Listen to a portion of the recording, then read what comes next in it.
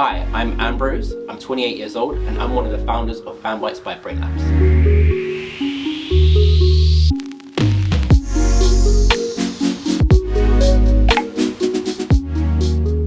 Can you tell us about an early experience that influenced your career?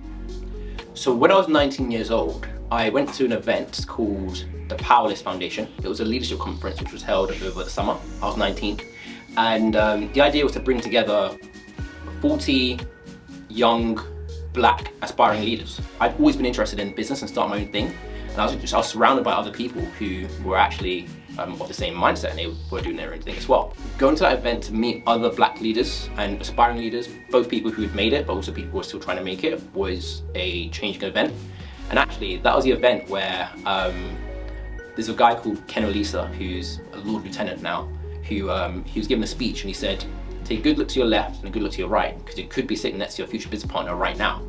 And lo and behold, Tim, my co-founder, was sitting right there, and I thought, there's no way in hell I'm working with that guy.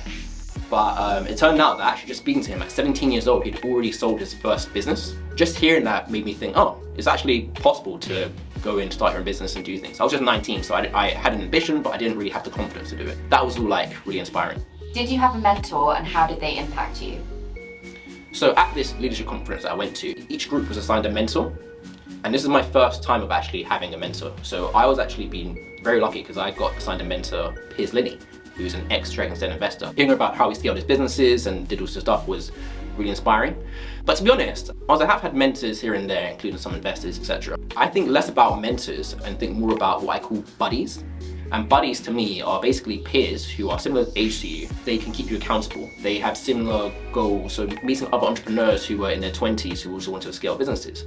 My housemate, he also, I met him at university. He'd done a business when he was like 13. I always say that Tim's actually one of my greatest mentors. My co-founder Tim's one of my greatest mentors. And I'm one of his mentors as well because we have complementary skill sets. He's more of a visionary, high level, loads of things, and I'm more small details, processes, accuracy, scaling things, right? The symbiotic relationship that we had. How has your journey as a black business owner shaped your understanding of the world and vice versa? When people say being a black leader or black business owner, one of the common questions I get is, how has being a black business owner affected your opportunities? Have you struggled to raise money? Have you struggled to be taken seriously? And I always say that I don't focus on the things that I lack or the things that are stopping me, and instead I focus on the opportunities.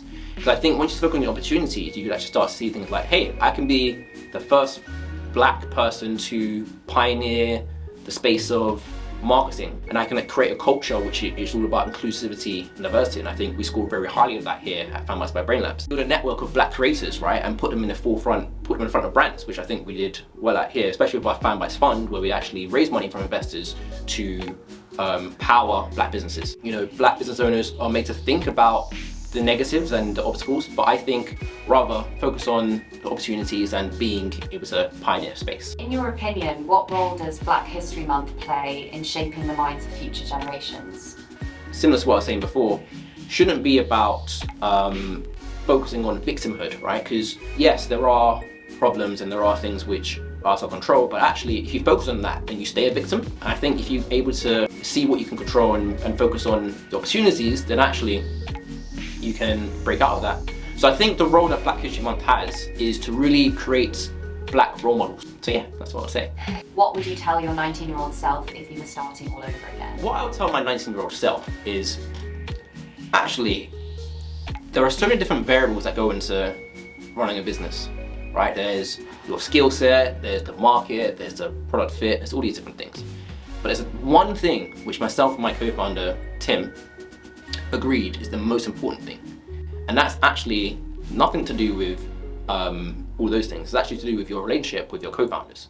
Because if you can have a relationship where you are accepting your strengths and weaknesses, you're accepting your roles, you're thinking long term, you've got similar ambitions and drive, it's actually the emotional support that you give to each other that's gonna make your business successful. That's gonna be the number one thing which is gonna you know, really count, as opposed to all these other things, because everything else is interchangeable, but nothing can replace that kind of emotional bond you have with your co-founders, because you're going to be doing it for 8 years, you know. Yeah, and hopefully 8 more. Thanks so much, Ambrose. Should we get a shot of you staring out the Yeah. window?